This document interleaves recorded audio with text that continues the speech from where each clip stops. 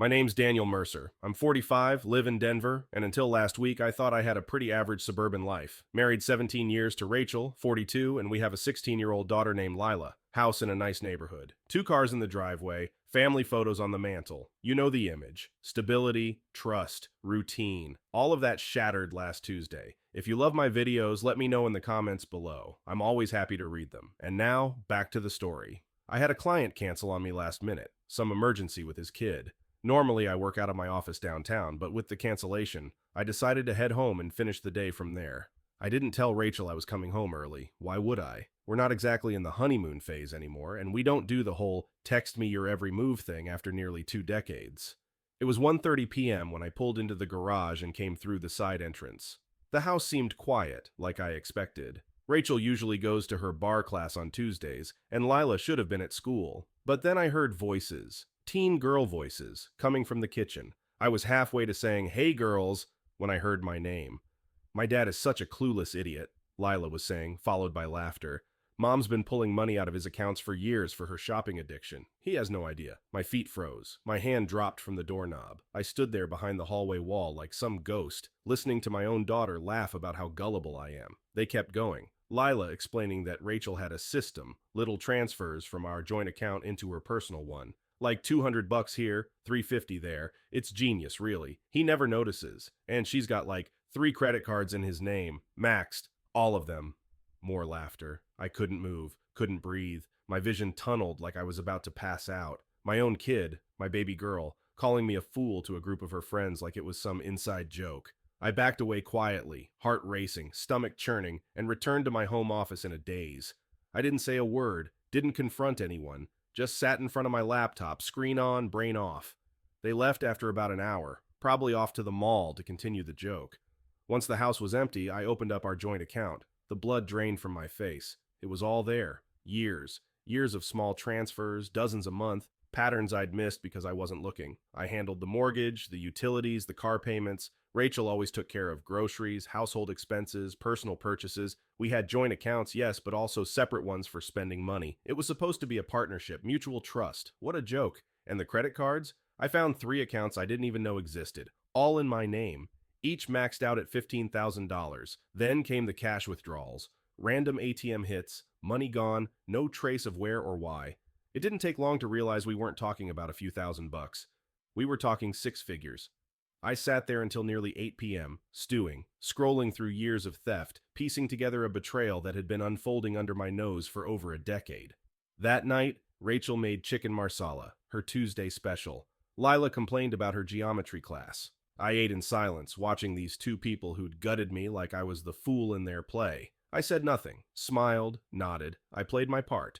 But inside, something snapped. After dinner, I locked myself in the bathroom and called Noah, my best friend since college. He's also a divorce attorney. I told him everything. He said 2 things: do not confront her yet and document everything. So that's what I did. I pulled up records, took screenshots, downloaded statements. I stayed up all night going through emails and files. That's when I found it, an email thread between Rachel and her sister. She was bragging, saying she was slowly bleeding me dry, planning for a clean exit when Lila left for college. Her retirement plan, 17 years, 1 kid, holidays, anniversaries, road trips, all part of the setup. I didn't sleep. I just laid there next to her, listening to her breathe, wondering how many times those lips had kissed me while hiding a lie. I left the house at 5:30 a.m. this morning, told her I had an early meeting, drove to a Starbucks on Wadsworth and just sat in the parking lot, typing this all out on my phone, because I don't know what else to do. I feel like my heart's been ripped out and run over by the very people I was working so hard to support. And then, at 6:30, the texts started. Lila, 20 of them. Panicked. "Dad, I need to talk to you." "I'm so sorry. I didn't know you were home. I didn't mean it. I need to explain." And here I am, staring at my phone, at the girl I thought I raised to be kind and loyal and decent, wondering how much she knew. And if I can ever look either of them in the eye again, this isn't over. Not by a long shot. I met Lila later that day. She texted again around 9 a.m., this time asking if we could meet for lunch. Said she didn't want to talk at home. Too risky. We agreed on the Panera in Littleton, neutral ground. I got there 5 minutes early. She was already at a booth in the corner, clutching her iced coffee like it held her last shred of courage.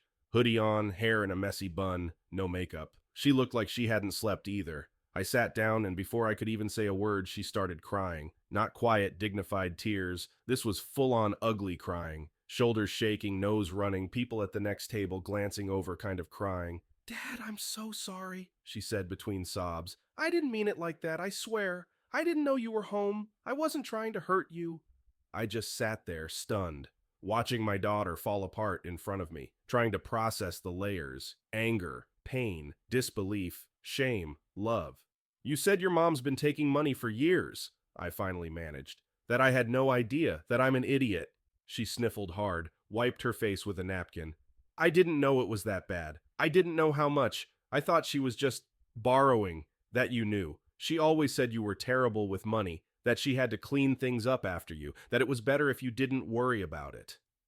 "How long, Lila?" I asked. "How long have you known?" She hesitated. 3 years, she whispered. 3 years. She told me not to say anything, that it would only make things worse. I was 13, Dad. I didn't know what to do. She made it sound like she was saving us. I didn't respond right away. I couldn't. My mind was reeling. My own daughter had been dragged into this web of lies and manipulation since middle school, and I missed all of it. She kept talking, said it started when Rachel asked her to grab gum out of her purse. She'd seen a bunch of credit cards with my name on them, asked about it. Rachel said I was reckless with spending, and that she had to hide things to protect the family's finances, and Lila had believed her. "Mom always made it sound like you didn't care, like you'd mess everything up if she didn't step in." I wanted to be furious, and I was, but mostly I felt numb, hollowed out, because Lila wasn't lying now. She was just a scared teenager who had been manipulated by her own mother for years. "Do you want to fix this?" I asked her quietly. She nodded, eyes still watery. "I do. I don't want to lie anymore. I don't want to be part of it. I'm so sorry, Dad. I didn't know how to make it right." I told her we needed to be honest with each other going forward. No more secrets, no more protecting anyone, she promised. When we got home, Rachel was lighting a candle and humming to herself in the kitchen. Perfect picture of domestic bliss. She didn't even flinch when we walked in together. Just smiled and asked if we wanted chicken enchiladas for dinner. I don't know how she does it. Smile so casually while sitting on top of a mountain of lies. I played along, said, "Sounds good," kissed her on the cheek, and walked upstairs like nothing was wrong. That night, after Rachel fell asleep, Lila knocked on my bedroom door. She had something for me, a USB drive. "What's this?" I asked. "I've been saving stuff," she said. "Just in case. Screenshots, photos of receipts, stuff she leaves around. I didn't know if I should keep it, but I just had a bad feeling." I plugged it into my laptop. She wasn't exaggerating. Photos of Amazon orders, luxury brands, shopping bags lined up like she was prepping for a magazine shoot. Receipts from Nordstrom, Gucci, Best Buy, screenshots of suspicious credit card balances, one folder just labeled Nordstrom Run, $1,283. My 16-year-old daughter had quietly become my best source of evidence, because even she had sensed the insanity behind Rachel's spending. I didn't know what to say.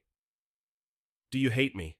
Lila asked, barely above a whisper. I turned and looked her square in the eye. "No, Lila, I don't. I hate what your mom did to you, what she made you a part of, but I don't hate you. We're going to get through this, together." She nodded. "Then let's finish this." And in that moment, something shifted. The rage I'd felt, it sharpened, became focus. I had an ally, and Rachel, she had no idea her own daughter was about to help dismantle her little empire, one receipt at a time. Tomorrow, I'd call the bank. The trap was officially being set. The next morning, I was up at 7 a.m., my mind already racing. I had a plan, but nothing felt real yet. I was living in a nightmare that had been dragging on for years, but I couldn't wake up. Rachel had no clue. She thought everything was fine, that we were still the happy couple making small talk over lasagna on Tuesdays. But it was all a lie. I got straight to work. Lila and I had already started gathering every shred of evidence, but now it was time to take action. First things first, I called the bank. I'm sure the poor customer service rep, Sarah, had no idea what she was in for. I explained the situation, how my wife had been siphoning money out of our accounts for years, transferring small amounts into her personal account. I had nothing but hard evidence: bank statements, credit card bills, photos, emails. They moved fast. Sarah froze my accounts for suspicious activity, changed my passwords, set up two-factor authentication on everything. I had a sense of security for the first time in days. Next, I opened a new checking account, one Rachel couldn't access. This wasn't going to be a one-and-done operation. I needed to protect myself while slowly siphoning off the money she'd been stealing for years. It couldn't be too obvious or she'd catch on, but it had to be enough to make sure I didn't end up penniless when everything came to light. Direct deposit changes for my paycheck, automatic transfers to cover bills, and the mortgage. Then I left just enough in the joint account to keep things looking normal. After that, I set the trap. I transferred $112,000 into that joint account. Rachel would see it. I'd make sure of that. Left the account info open on my browser history, made it visible on my phone, and casually mentioned to her at dinner that I'd received a small bonus. That was all it would take. Rachel had always been careful, but she couldn't resist a bonus sitting there, ready to be spent. At first, I was hesitant. Could I really go through with it? Could I really put my life in the hands of a plan so carefully crafted, built on years of deception? But then I remembered the anger, the betrayal, the way Rachel had laughed about me behind my back, the way Lila had cried in that booth. This wasn't just about money. This was about trust. My life had been a lie, and I wasn't going to let her get away with it. Everything's fine, I muttered to myself as I stared at the new bank account. But in truth, everything was about to implode. The next few days felt like a strange waiting game. Rachel kept dropping little hints about how she wanted a new handbag, how her friend had bought a new coat she thought was so cute. I didn't say a word. I just nodded, smiled, and pretended everything was normal. Lila helped more than she realized. She was feeding me information. When Rachel was planning her next shopping trip, where she was hiding purchases, what new purchases were showing up at the door, she even started forwarding me emails Rachel accidentally sent, asking me to look at things, offering hints. The kid was a natural-born spy. She had the skills to match her mother's manipulations. It was frustrating, though, pretending to be happy when inside. I was burning with rage. Every casual moment with Rachel was like a stab in the chest. I had to maintain the act, but it was getting harder. Watching her pretend everything was fine was one of the most difficult things I'd ever had to do. But then the trap was sprung. It was a Wednesday, just after lunch, when I got the notification from the bank. A $8,500 transfer from our joint account to Rachel's personal account. I didn't need to wait for the details. I already knew. She took the bait. I immediately called Noah. He'd been on standby for this. Jason, my lawyer, had everything prepared. My files were ready. And as much as I had a sinking feeling in my gut, part of me couldn't help but feel a rush of adrenaline. This was the moment I'd been waiting for. The moment it all came crashing down. Tomorrow, Noah said over the phone. We do this tomorrow. We've got everything we need. I took a deep breath and closed my eyes. Tomorrow. The moment I'd confront Rachel. The moment her world would shatter. I wasn't just going to leave her with her stolen fortune. I wasn't going to let her walk away unscathed, no matter what. The day before the confrontation, I asked Rachel if her parents could come over. I said it'd be nice to catch up. Her parents hadn't been to our house in months, and it seemed like the right way to keep things casual. Too casual. She didn't suspect a thing. She agreed immediately. I'll make lasagna, she said, grinning like she hadn't just emptied our bank account for years. You know how much they love it. That evening, everything fell into place. Rachel prepared dinner. Lila and I did our best to keep our cool. Her grandparents, Kyle and Jennifer, arrived at 4 p.m., wine in hand, happy and blissfully unaware of the bomb waiting to go off. I greeted them warmly. Kyle laughed and slapped me on the back. Jennifer gave me a tight hug. The usual pleasantries. Rachel was the perfect hostess, but something in my chest twisted every time she smiled. We sat down to eat, the tension building. Lila was quiet, avoiding her mother's gaze, clearly still affected by everything that had happened. It was time. Dinner started off like any other gathering. The smell of Rachel's signature lasagna filled the air. Glasses clinked with wine, and the table buzzed with small talk. Kyle was talking about his golf game. Jennifer mentioned some local book club drama, and Rachel smiled like she hadn't siphoned over $120,000 from her husband's life. I let them talk, waiting for the right moment. Lila barely touched her food. She kept adjusting the sleeves of her sweater, biting her lip. She was nervous. I could feel it, but she didn't back down. She gave me one subtle nod across the table, my cue. Before we eat, I said, setting down my fork, there's something we need to talk about. Rachel's smile froze on her face. Her parents went quiet. Lila held her breath. I pulled out the manila folders I'd tucked beneath my chair. 4 of them, organized, tabbed, color-coded. Rachel's eyes flicked to them, then to me. What's this? She asked, tone still light, but her eyes already narrowing. Proof, I said, keeping my voice steady, of what you've been doing behind my back for years. I opened the first folder and began laying it out.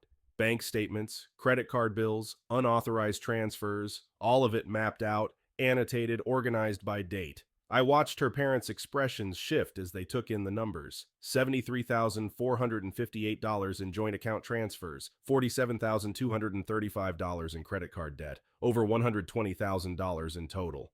Rachel stared at the papers like they were in a foreign language. "This is ridiculous," she said, scoffing. "Every couple borrows money from each other. You're just being dramatic." Jennifer's mouth dropped open. Kyle turned a slow shade of crimson. "That's not borrowing," I said, flipping to the next folder. "That's theft, and I have the receipts to prove it. Literally." I passed them around. Photos of unused purchases stacked in our garage, jewelry still in boxes, clothes with price tags, electronics unopened. The receipts Lila had been quietly collecting over months. Rachel's jaw clenched. Her hands stayed folded in her lap, tightly pressed together. "Tell me this isn't true," Kyle said, his voice low and shaking. "Oh my God," Jennifer whispered, over and over. Rachel didn't speak, so I kept going. "You created credit cards in my name, took out loans, hit a storage unit, and you told our daughter to keep quiet. You used her." "I didn't use her," Rachel snapped, finally breaking. "I protected her from your control. You're a financial tyrant, Daniel. I had to find a way to survive. I deserve nice things too." She was spiraling. Her voice grew louder, more defensive. The story started shifting. First, it was just borrowing. Then it was compensation for her being a stay-at-home mom. Then it was my fault for not watching the finances closely enough. Lila slammed her hand on the table. "Stop lying!" Everyone turned to her. "I heard everything. I saw everything. You told me it was just between us, that he was too dumb to figure it out, that you were going to leave and take everything when I went to college." Rachel's face turned to stone. "I never said that." Lila pulled out her phone. "Yes, you did."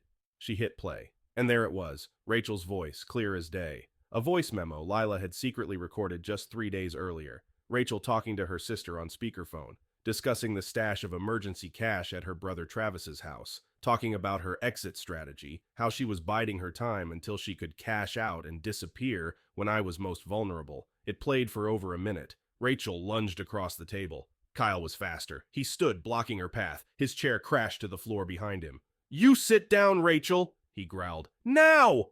Jennifer was crying openly. "How could you do this to your own family?" Rachel stood frozen, breathing hard, then slowly sank back into her chair. I opened the final folder. "This last transfer, the $8,500 you moved yesterday, that was the final nail. That account was a test, and you failed." Her face paled.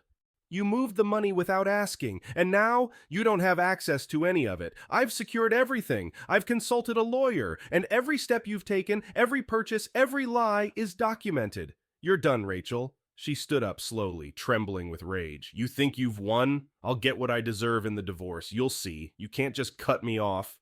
"You already got what you deserve," I said calmly. "You just didn't expect the consequences." She didn't even respond, just turned and stormed upstairs. The rest of us sat in stunned silence, listening to drawers slam, her suitcase thump down the hall. She was gone in 10 minutes. As she passed the table on her way out, she looked at Lila with pure venom. "You betrayed me."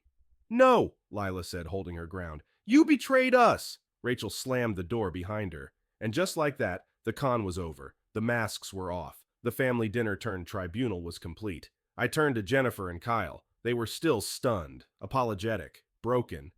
"We didn't know," Kyle said softly. "If we had," I nodded. "I know. You're not responsible for her choices." That night, Lila curled up on the couch next to me. She didn't say much, just leaned her head on my shoulder while we watched the ceiling fan spin slowly above us.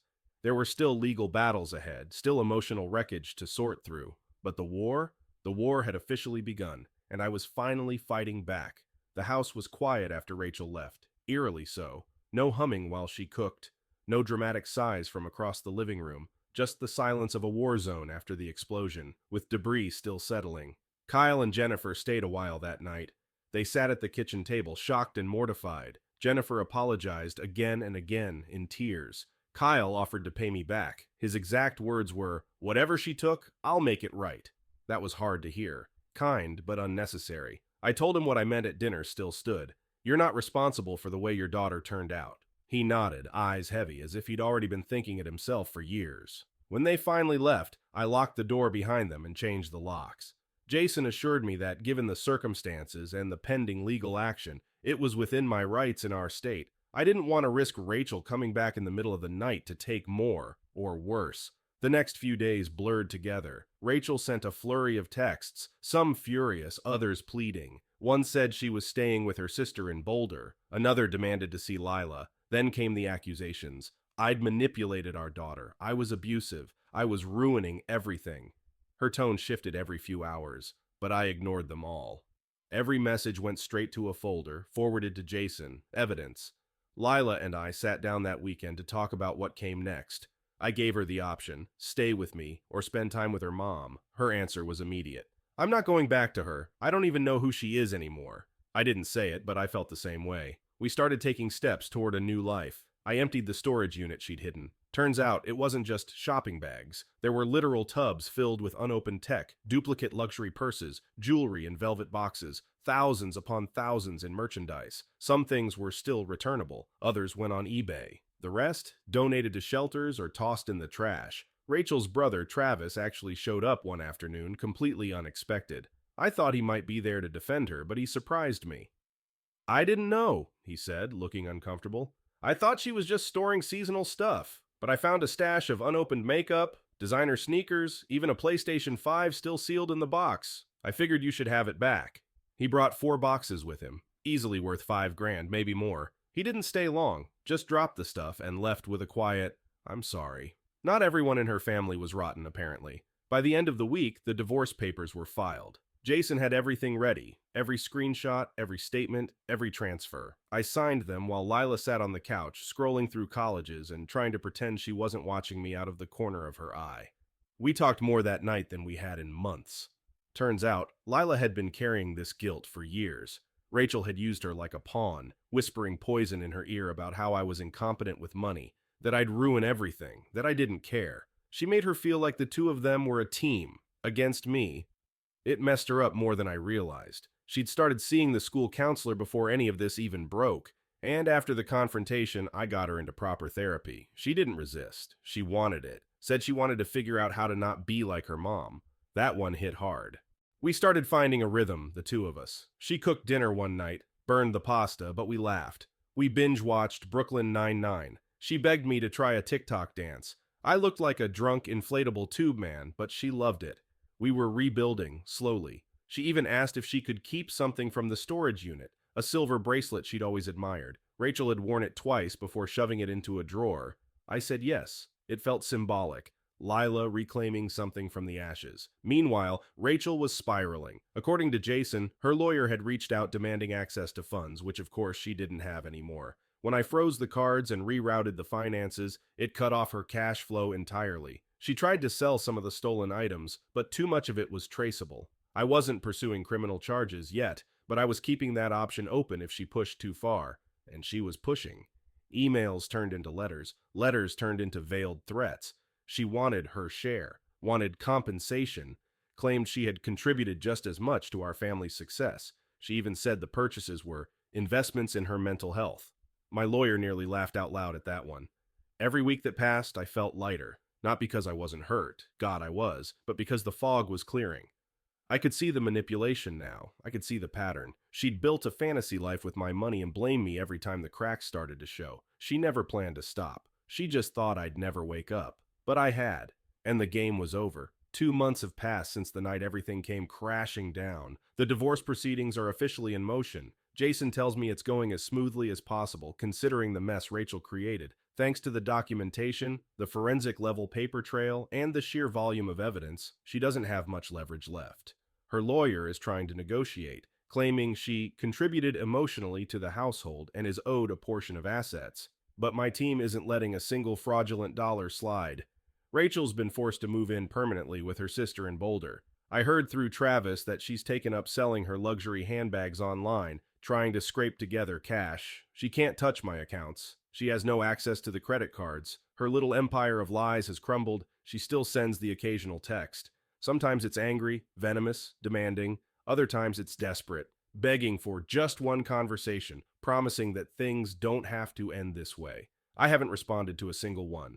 I forward every message to Jason and delete them. The emotional roller coaster is over. I'm not getting back on. And Lila? She's different, in a good way. Therapy's been helping. She's opening up more, asking tough questions about love, about manipulation, about how to tell when someone's lying to you with a smile. She's still a teenager, still finding her footing, but I see the steel in her spine now. I see her turning into someone strong, someone who won't be fooled the way I was. We've made a few traditions. Sunday breakfasts at that little diner on Broadway, movie nights every other Friday. We both have terrible taste in action flicks, but we lean into it. She's learning to drive, and I've been letting her take the wheel more often, mostly because it scares me less than it used to. There's still pain. I won't sugarcoat it. Some mornings I wake up and expect to hear Rachel humming while she gets ready. Some nights I look around the house and wonder how I missed it for so long. But then I remember, I didn't miss it. She just worked hard to make sure I never saw it. That's over now. The house feels different, quieter, but honest. Every photo I leave up now, every piece of furniture, every decision, it all feels real again. Jennifer and Kyle have been surprisingly present. Jennifer brings over casseroles. Kyle helped me fix the water heater last week. They said they were embarrassed at first, but they're trying, and I appreciate it. Family, even when fractured, sometimes finds a way to show up when it counts. As for the money Rachel stole, we're selling what we can. My attorney is working on restitution claims. I've already recovered a decent chunk between the merchandise returns and liquidated assets. The rest will come in time. But honestly, I don't care as much about the dollars anymore. What I care about is that I have my daughter back, that the lies are gone, that I can finally sleep at night without wondering if there's another secret waiting to ambush me. For the first time in nearly 2 decades, I feel free. Not triumphant, not vengeful, just free.